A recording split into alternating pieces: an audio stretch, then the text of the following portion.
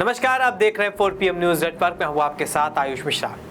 मोदी सरकार जब से तीसरी बार सत्ता में आई है तभी से उसकी मुश्किलें दिन पर दिन बढ़ती जा रही हैं और तो और अपने फैसलों को लेकर ही वो बैकफुट में आ रही है। यही नहीं, एनडीए के सहयोगी और खुद को पीएम मोदी का हनुमान बताने वाले केंद्र सरकार में मंत्री चिराग पासवान भी इन दिनों एनडीए की विचारधारा से अलग राय रखते हुए दिखाई दे रहे हैं, जिसने भाजपा की मुश्किलें और बढ़ा दी हैं। दरअसल अब चिराग पासवान ने कांग्रेस सांसद और नेता प्रतिपक्ष राहुल गांधी और सपा मुखिया अखिलेश यादव की जाति जनगणना की मांग का समर्थन कर दिया है। बीते रविवार को लोक जनशक्ति पार्टी की राष्ट्रीय कार्यकारिणी बैठक में केंद्रीय मंत्री चिराग पासवान को एक बार फिर से राष्ट्रीय अध्यक्ष चुना गया। इसी दौरान जाति जनगणना के मुद्दे पर अपनी राय स्पष्ट करते हुए चिराग पासवान ने कहा कि हमारी पार्टी ने हमेशा जाति जनगणना के समर्थन में थी, अपनी स्थिति स्पष्ट रखी है। हम चाहते हैं कि जाति जनगणना हो। इसको लेकर हमेशा से स्पष्ट रखा है कि जातीय जनगणना का पक्षधर लोक जनशक्ति पार्टी रामविलास है। हम लोग चाहते हैं कि जातीय जनगणना हो।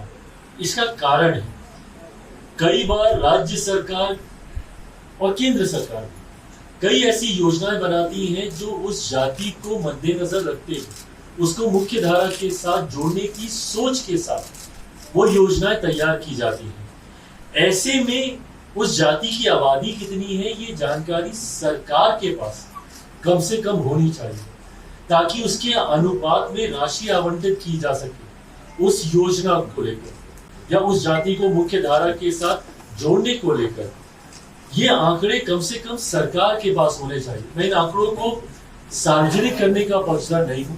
मैं मानता हूं कि ऐसे आंकड़े समाज में डिवाइड क्रिएट करेंगे। ऐसे में मैं चाहता जरूर हूं, कई बार न्यायालय के द्वारा भी आबादी को लेकर मांग की गई है, पूछा गया है कई बार सरकारों से कि फलाना जाति की क्या आबादी है।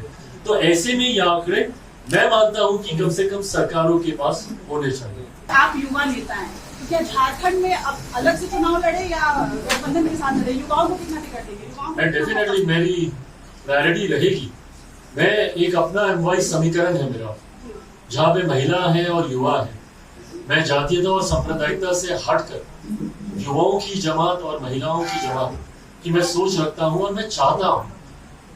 लिमिटेड सीटों पर मैं लोकसभा का चुनाव लड़ रहा था, बट फिर भी मैंने सुनिश्चित किया कि नारी शक्ति अधिनियम कम से कम मेरी पार्टी में लागू हो। 5 में से 2 सीटों पर मेरी महिला सांसद है, Shambhavi one of the youngest member parliament, Bina ji है यहाँ पर। युवा जोश भी है, अनुभव भी है और महिला रिप्रेजेंटेशन भी है और युवा सांसद भी है। Rajesh is way younger than me, Arun ji है यहाँ पर, शांभवी भी यंग, बीना जी इस कैटेगरी से थोड़ा सा बाहर है। हम भी आप ही के साथ। तो ये मेरी प्राथमिकता जरूर है, युवा महिलाओं को ज्यादा से ज्यादा पार्टी टिकट दे, ये प्रायोरिटी रही। झारखंड इलेक्शन जब 5 साल होता है तो एक बार आप नजर आते हैं, आपकी पार्टी नजर आती है, आपके संगठन नजर आते हैं, एक आध सीट पे आप चुनाव लड़ते हैं। इसको क्या माना जाए? आप एक तरफ कहते हैं कि मेरा जन्म जो है बिहार में हुआ था, जब मैं जन्म मेरा हुआ था उसमें बिहार ही था। दूसरी तरफ झारखंड को लेकर आपकी पार्टी इस तरह की मंशा रखती है, तो इस पर आप क्या कहेंगे? नहीं, आपकी बात बिल्कुल सही है। ये सोच जल्द आप लोगों के साथ साझा की जाएगी। ये तमाम ऐसे ही विषय हैं जिसको लेकर पार्टी अध्ययन कर रही है और अपना मैनिफेस्टो हम लोग लेकर आएंगे। बिहार में बिहार फर्स्ट, बिहारी फर्स्ट की सोच के साथ मैं आगे बढ़ रहा हूँ, जिसमें बिहार को विकसित राज्य। और जब मैं बिहार का जिक्र करता हूँ इसलिए मैं ये उदाहरण भी दे रहा हूँ क्योंकि जब मेरा जन्म हुआ था उस वक्त झारखंड बिहार का ही हिस्सा था, हम सब एक ही थे। ऐसे में समस्याएं ज्यादा अलग नहीं है झारखंड बिहार की।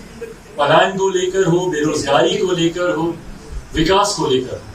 तो ऐसे में पार्टी इन तमाम विषयों पर अध्ययन कर रही है और ये तमाम चीजें एक कॉन्क्रीट रूप में जल्द आप लोग के समक्ष आएगी। गौरतलब है कि इससे पहले भी चिराग पासवान जाति जनगणना को लेकर ऐसी ही राय रख चुके हैं। यही नहीं, उन्होंने कई और मामलों पर, अपने मुद्दों पर भी अपनी सरकार के फैसलों का विरोध किया है। वहीं जब हाल ही में यूपीएससी में लेटरल एंट्री को लेकर देश भर में सियासी माहौल गर्म हो गया था, उस दौरान भी चिराग पासवान विपक्ष के साथ खड़े हुए नजर आए थे और लेटरल एंट्री का मुखर विरोध किया था।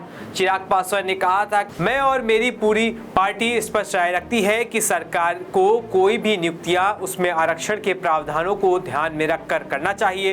निजी क्षेत्रों में ऐसी कोई भी व्यवस्था नहीं है। ऐसे में कोई भी सरकारी नियुक्ति होती है, चाहे किसी भी स्तर पर हो, उसमें आरक्षण के प्रावधानों को ध्यान रखना चाहिए। इसमें नहीं रखा गया है। यह हमारे लिए चिंता का विषय है। मैं खुद सरकार का हिस्सा हूं और मैं इसे सरकार के समक्ष रखूंगा। हाँ, मेरी पार्टी इससे कतई सहमत नहीं है। तो इस दौरान भी चिराग पासवान ने अपनी राय अलग व्यक्त करी थी। वहीं इस मामले पर मोदी सरकार ने अपने सहयोगी और विपक्षी दलों के विरोध के दबाव के बाद इस भर्ती प्रक्रिया को वापस ले लिया था। इसके अलावा हाल ही में SC/ST आरक्षण में क्रीमी लेयर पर सुप्रीम कोर्ट के फैसले के खिलाफ देश भर में विभिन्न संगठनों के भारत बंद का भी चिराग पासवान ने समर्थन किया था। तो लगातार चिराग पासवान अपनी सरकार के फैसलों का विरोध कर रहे हैं। वहीं आज अखिलेश यादव ने एक बार फिर से जाति जनगणना कराने की मांग करते हुए कहा है कि राजनीतिक का चक्र आज वहां पहुंच गया है कि हर दल जाति जनगणना की बात कर रहा है। वह दिन भी आएगा जब भारतीय जनता पार्टी स्वीकार करेगी और जाति जनगणना के लिए आगे आएगी। देखिए अखिलेश यादव ने और क्या कुछ कहा है। राजनीति का चक्र वहां पहुंच गया है कि हर दल आज जाति जनगणना की बात कर रहा है। मुझे याद है लोकसभा में दक्षिण भारत के समाजवादी पार्टी, आदरणीय लालू प्रसाद यादव जी, शरद यादव जी और बहुत सारे नेता, खासकर दक्षिण भारत के, इस बात की मांग उठाते रहे हैं लोकसभा में कि जाति जनगणना हो। और आज परिस्थितियां ऐसी बन गई हैं कि हर दल जाति जनगणना कराना चाहता है। और आपसे मैं कहना चाहता हूं, देख लीजिएगा आप, भारतीय जनता पार्टी भी उसी रास्ते पे चलेगी। ये बात मैं पहली बार नहीं कह रहा हूं। आज से लगभग 1 साल पहले मैंने कहा था कि वो दिन आएगा जब भारतीय जनता पार्टी भी स्वीकार करेगी और जाति जनगणना के लिए आगे आएगी। इससे पहले भी जाति जनगणना हुई थी, लेकिन डेटा उसका नहीं जनता के बीच में लाया गया था। अब हमें उम्मीद है कि जाति जनगणना भी होगी और जो डेटा तैयार होगा वो जनता के सामने लाया जाएगा। तो वहीं अब चिराग पासवान का राहुल गांधी और अखिलेश यादव के जाति जनगणना के मुद्दे का समर्थन करने से भाजपा की टेंशन बढ़ गई है। तो देखना होगा आगे क्या कुछ होता है। तब तक के लिए बने रहिए 4PM के साथ। धन्यवाद।